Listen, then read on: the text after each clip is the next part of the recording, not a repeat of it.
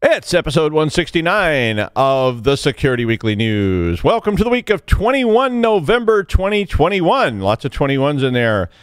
Today, Grandma's Recipes, Imunify360, GoDaddy, Nigeria, holiday scams, bug bounties, and more. All this and Bryon Hundley on the Security Weekly News. This is Security Weekly, for security professionals, by security professionals. We interrupt our program to bring you this important message. It's the show that keeps you up to date on the latest security news twice a week. Your trusted source for accurate security information and expert analysis. It's time for Security Weekly News. Every 11 seconds, there's a new ransomware attack. Oil pipelines, universities, corporations, all paying millions of dollars. Barracuda says, don't pay the ransom. Before a ransomware attack occurs, train your teams to recognize an attack and use anti-phishing technology. Protect your applications, and they can't get onto your network. Simple backup and restore solutions quickly recover your data without paying the ransom. Build your ransomware protection plan now by visiting securityweekly.com/Barracuda. That's securityweekly.com/Barracuda. All right, I'm Doug White. Today on the news, Imunify360 is a bug in Linux web servers, or a bug in a tool for Linux web servers, actually. Cloud Linux Imunify360 cybersecurity platform, in fact. If you aren't familiar with it, Imunify360 is a Linux-based platform that manages website configs on when you have a whole bunch of web servers. It also does like firewalling, IDS, IPS, antivirus, malware, kernel patching, all kinds of stuff. So it's basically a tool. And it has a UI, you know, et cetera, et cetera. So these are these like overlay kind of tools that you see on cloud-based systems where you can, you know, manage a whole set of systems like Kubernetes or something like that. But anyway, Cisco Talos reported a bug in the AI Bolt scanning tool component of this. And that part is what allows you to search all your web DMZ for viruses and malware and so forth. The bug is a PHP unserialized vulnerability. Honestly, I had to look that up because I had always heard this called deserialized. And I guess that's a C thing, but in PHP it is called unserialized, but I didn't know what that function did. But if you aren't familiar with serialization processes, it's essentially a way of taking a collection of data like out of a database or a bunch of objects or whatever you have and organizing it in some kind of nice little sequential way that can be transmitted easily. It can involve obfuscation. But it doesn't have to. It can just be an organizational tool. But then it's transmitted and then unserialized or deserialized, as I've seen it, is what happens on the other end. So they put it back in its original form. Anyway, this particular bug works because in this case, somebody can inject other things into this stream that was not validated. So if you push it into the unserialized function, it may actually extract it on. You just have to know how to scramble it properly. Then it will unserialize it onto the local system. And, you know, as well, that could be a problem. So then once it's deserialized, it may well execute.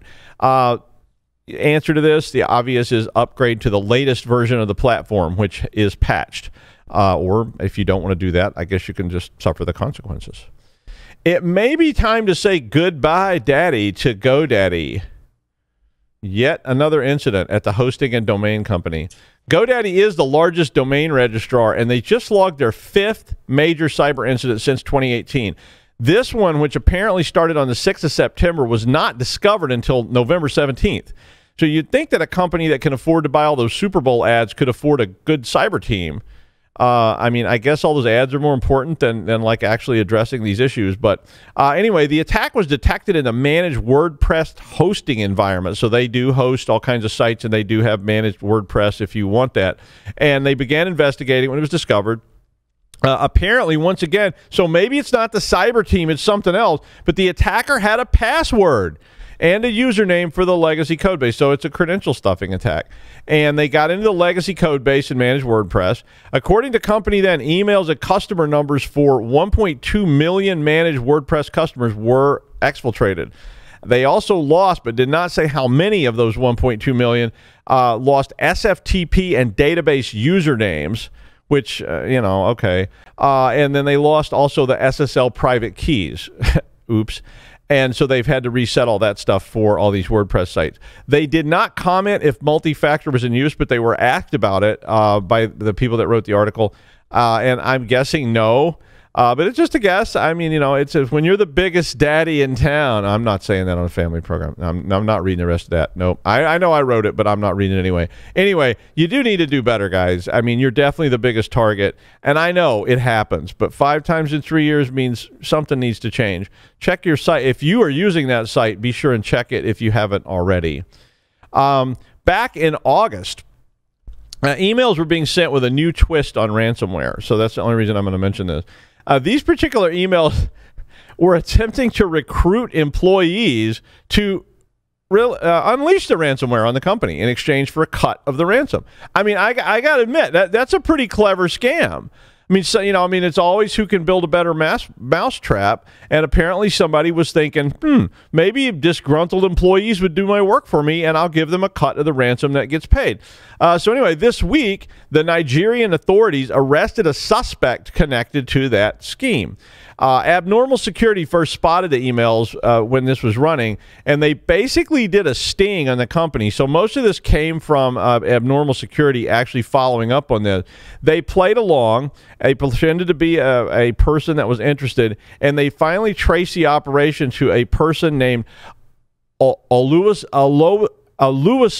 Medeyedepan in Nigeria. And when they contacted this person, he claimed he was trying to build a new social network called Sociogram to replace Twitter in Nigeria.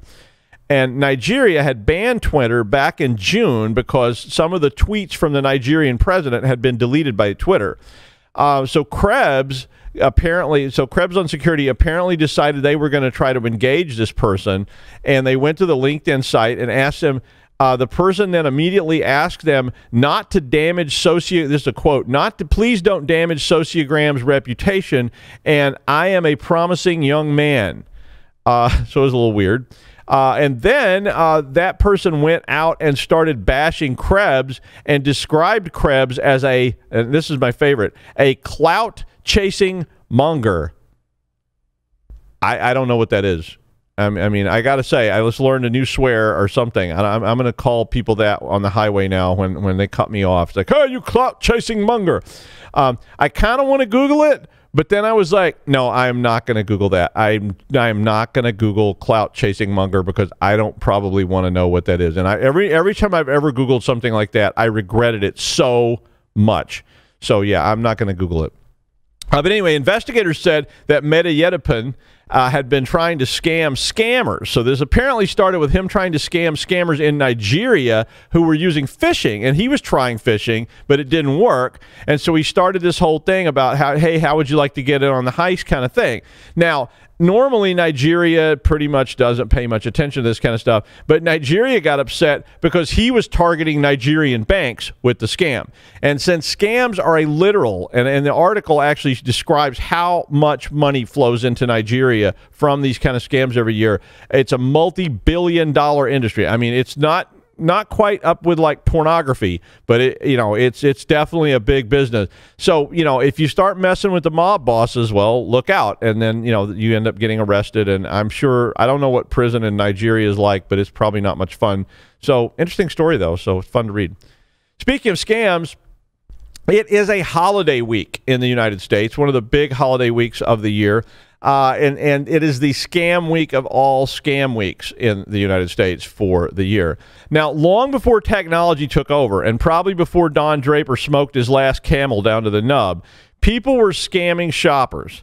I mean, they sold books of phony discount coupons. People literally went door to door selling these things. They're like homemade. They put them together, and then you take them to the store and you try to use them, and guess what? They don't honor them, and so on. But this week, anyway, there is an event called Black Friday, which I'm sure you've seen ads for already.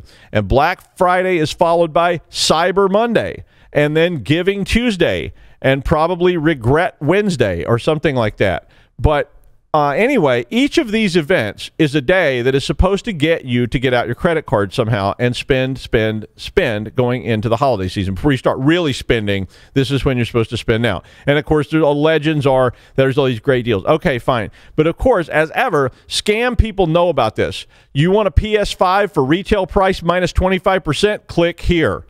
I only have 10, so you better hurry. That 3090 video card you've been wanting and you need 2, I found a container in the warehouse. There's 50 in there, but I'm only going to sell them for 15 minutes and then they are gone, gone, gone. So click here. How to get that best deal at Walmart without fighting some guy named Bert in a drunken brawl in the adult diaper aisle when you really thought you were going to get that one PS5 they had, or how to get ejected from the American Girl store in Manhattan because you grabbed the last Pretty Polly raincoat set and someone else claimed they had already seen it when you grabbed it, so it was really theirs and they grab you. That really actually happened. It really did happen, actually. I was getting the last whatever the hell it was from the shelf. I mean, I walked up the shelf, I took it, and this guy comes running, and he's screaming, "That's mine! I saw it first! It's mine!" And security comes, swooping in, because the American Girl store in Manhattan at this time of year had security like the security around Kanye West, or Ye, or whatever he goes by now. I mean, literally. They closed in and they said, and I said, look, it was on the shelf. I just picked it up. And then this guy went berserk. And the guy starts blubbering and said, he had it and he put it back, but it was really his because he touched it first. And I said, well, that means it really belongs to some 12-year-old in the Philippines who put it together in the box. But anyway, they did let me pay for it, and then they kicked us both out of the store. Outside, I said, hey, buddy, I tell you what, I'll sell this to you for $500 since my kid was more than receptive to cold, hard cash. And he wandered off into the snow, neglected and dejected, and probably turned to a life of scamming and debauchery with a fetish for doll clothes. But I digress. Anyway, the article is a good one to share with all your people. Nothing gets everybody clicking links like that last set of Miss Pretty pajamas for Princess Polly at 50% off retail. Seriously, put some warnings out because they are working hard on this weekend and the next week. So be sure all your people know better than to click on those links. DevOps GitLab has increased their bug bounties by 75%. For critical issues and 50% for other severities as of yesterday. It looks like everybody's starting to raise their payouts here because the model has really yielded results. Jonathan Hunt, the VP of Security for GitLab, said that bug bounties supplemented in-house security, reduced risk, and ultimately lowered the cost of identifying vulnerabilities. I mean, imagine that. Microsoft figured that out way back when they first started basically releasing beta code and letting all the error reports roll in. I mean, it works, right? The users test it for you. They report all the problems, and then you can fix them. And people, if you pay them, people work really hard at finding bugs. And so why not pay them for their efforts? Because if you don't, guess what happens when they find bugs and exploits? They sell them. So, and there's always going to be people who would do the right thing anyway, like my dad, people who would always do the wrong thing, probably like me, and people who could be persuaded to do the right thing if the money is right, like me for sure. So it's smart to see them upping the payouts so, you can fund your research into bugs. Yeah, and that's pretty fun. Well, our guest today is Bryon Hundley, and Bryon is the Vice President of Intelligence Operations at Retail and Hospitality ISAC. And we're going to talk about intelligence. Now, not my lack of intelligence. Thank you very much. You can just keep your comments to yourself. But, the good kind of intelligence. Or, I don't know, maybe it's a bad kind of thing. Hi, Bryon. Hey, thank you for having me, Doug. Yeah, well, I'm glad you could be on.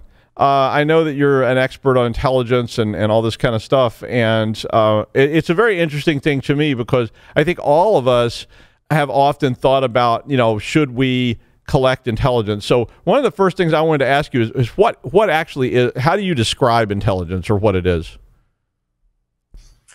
Intelligence is the analysis of information, right? That takes that information, looks at it, and then turns it into something that's actionable. Because that's the only way that it becomes intelligence, right? Is if you can take it and you can tell a story of like what, so what, and now what from that information, and then it allows someone to make some type of decision from that intelligence. I say that's probably a good base definition for what intelligence is, or at least how I see intelligence. Okay. I mean, and so would you say that there's there's got to be some point at which you have to sort of start coming to terms with that there is intelligence about something. I mean, so my example about this, we were talking about this before, my example was, I think I have like 21 death threats in my death threat file now. And I don't have like an intelligence collection service. So at what point do you sort of sit down and say, I think I actually need to start collecting intelligence? I think that that point comes when you're trying to determine your risk, right? And what that risk may be. And if you have something like you said, death threats that could create some type of risk for you and your family, then you need to take a look at, well, what do you need to know and what types of information do you need to collect to make a decision about your own personal safety? And if you take a look at companies out here and from a cyber standpoint, they're having to do the same thing. And it's making sure that you're not just collecting information, but you're collecting information that is actionable, so that your key decision makers can make decisions from that. Well, so you say actionable. So what would that mean? So actionable would be that the information allows someone to make a decision. If you have a threat coming in and there's information around that threat, let's say key indicators that show a certain group of threat actors is looking to target organizations like yours or organizations associated with yours. Well, that's information that you may want to take a look at, because you may not know if they're going to actually target your organization, but you want to understand what that looks like just in case they do decide to target your organization.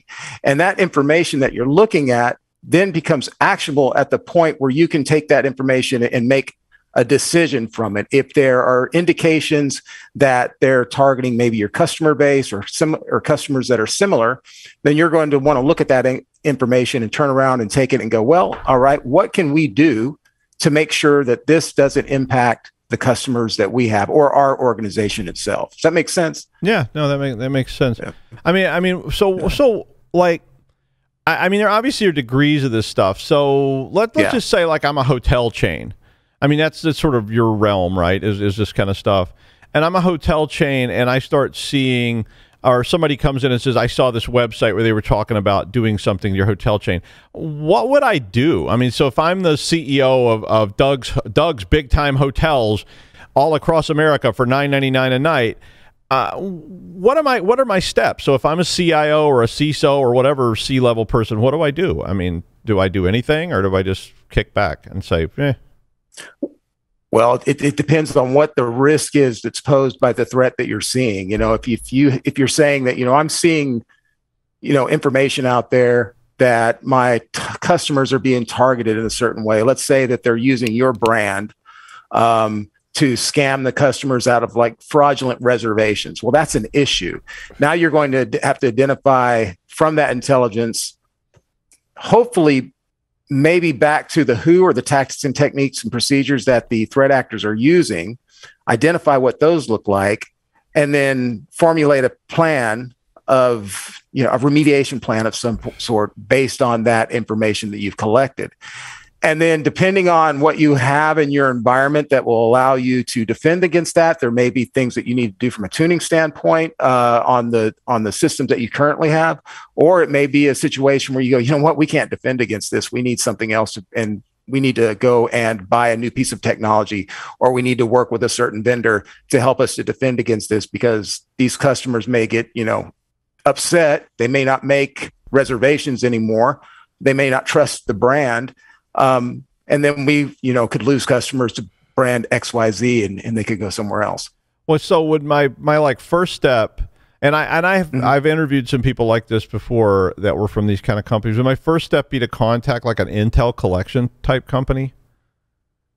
Yeah, I would definitely say if you don't have a Intel collections capability internally, you're going to definitely want to look at some of these companies out there. And there's some really good ones out here who are doing this, and they do this specifically for areas like retail and hospitality. And they do a great job of doing that. Plus, the benefit of contacting those companies is they're already doing this. They already have a nice database of information that they can go to. They understand the threats, and you're going to get the fastest return on investment going through that process versus trying to build your own intelligence capability from the ground up initially. Now, I'm not saying don't do that, because maybe that's eventually where you want to go, but starting out, unless you've got a pool of people you can pull from and bring them in quickly to get that return on investment quickly, these intelligence providers would be the first place where I would start.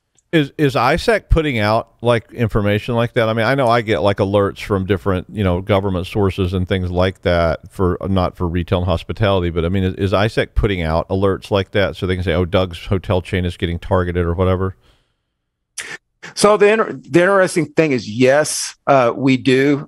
We work with our members when we see intelligence that's related to the membership, whether that's the membership in general or specific members, and then we supply that information back to that member or group of members so that they can make a decision based on that information. Okay. So what is one thing that I could do if I don't have an intelligence organization, I don't have any of this stuff that I can't afford it? What is one thing I could do right now? Like, what would be the first thing I should be doing that everybody should be doing? Oh gosh, the first thing you want to do is try to understand the threats to your organization. Okay. If you can sit down and come up with some type of threat model that will help you to understand what your threat posture is internally to the organization, what your security posture is, the reality of the vulnerabilities that you have in your environment, the reality of your security controls, the user environment, and just understand your own battlefield first. And that's going to help you to understand, well, what threats could you be facing? Because if you look at retail and hospitality companies, most likely they're not going to be facing nation state actors. They're going to be facing your standard criminal organizations out there. And those are the threats that they're probably going to want to focus on first. And if you understand that, then that helps you to understand what, threat groups you need to focus on, what tactics, techniques, and procedures you need to focus on. And then you can go from there. You can start creating priority intelligence requirements for the organization that you need to understand when a threat should be actioned and how quickly that threat should be actioned. But I mean, they're facing threats even like, the St. Aloysius Girls School choir comes after you because the pool was closed that weekend. They had to stay in your hotel. I mean, those are threats, really. I've been asked about stuff like that before. They're like, this middle school is after us. What do we do? Oh, man. I'm like, take a couple of tough guys down there and just straighten them out. Like, how tough can they be? So they're a bunch of middle schoolers. I don't know, man. Some of these girls' schools can be pretty tough. Is there one single resource you could point me to? So, I mean, if I'm in the retail hospitality industry, which I know is your area, like, what would be the first resource to start with? Oh my goodness. There's so many, it's really hard to pinpoint. I mean, I hate to say it, but if you're in the retail and hospitality industry, the Retail and Hospitality ISAC is a great organization to try to partner with. I don't want to sound like I'm plugging the organization, but it's true. That was the obvious answer. I wanted you to say it, but I mean, that was I mean, I thought, go to the ISAC and become a member of that. I mean, that's what a lot of people do in other industries. And whatever industry you're in, there's an ISAC for it, right? I mean, there's ISACs for all kinds of different stuff. So, whatever industry you're in, and I mean, I completely agree with your answer. I mean, I think that's where you start is by starting to see what the community looks like and listening to what this is how the hacker community works, is how the security community works, the law enforcement, everybody else. Start listening to what the other people are talking about, and people saying, man, that girls choir group at St. Aloysius they're vicious. Don't mess with them. I mean, that would be bad.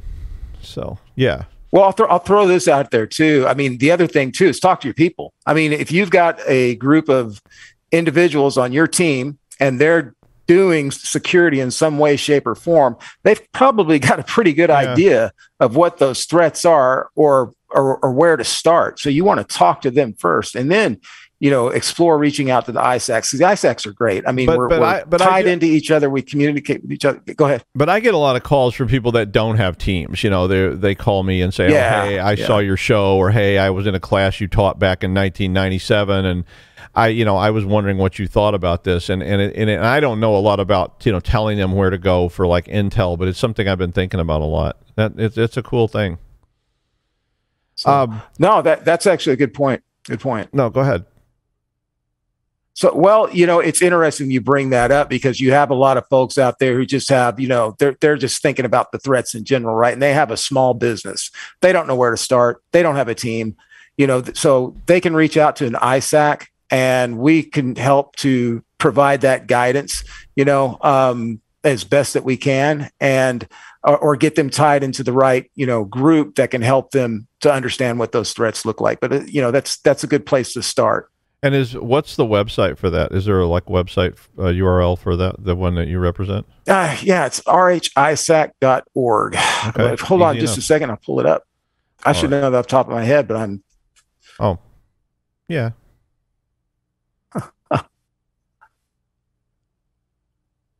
Yeah, RH-ISAC.org. Okay, well, that's what I would have been my guess, but that's what the other ones are like that too. So if you are looking for ISACs, that's a great place to start, at least seeing what's available. They have a lot of articles and so forth. Thank you very much, Bryon Hundley, for joining us on the Security Weekly News and sharing some intelligence guidance with us. And finally, in the same light and spirit of Thanksgiving, well, it's in the U.S. it's a big day for cooking. And amateur chefs churn their way through a wide selection of dishes that their grandmothers made on wood stoves and open fires. And now today they're using Thermador ranges and organic tofurkey. But to do all this cooking, you need a recipe. And since you lost Grandma's collection of recipes somewhere when you moved that time from Midtown to Upper West Side, you have to use some recipe site on the old interweb. Mozilla released a report on holiday shopping called Privacy Not Included and described all the data streaming out of Android recipe apps, which included precise locations, detailed device information, scrolling and tapping behaviors, and so forth. The worst ones that they reported were called All Recipes Dinner Spinner, Recipes Home, Easy Recipes and Shopping List, and Food Network Kitchen. So all Grandma had to worry about was that old lady Grisham was going to steal her Sakatort recipe. Happy holidays, happy Thanksgiving, and happy hacking, and that's the news. Thanks, Bryon Hundley, and thanks for joining us today on Security Weekly News. My grandmother made a mean Sakatorta, really, and she would have kicked old lady Grisham's ass.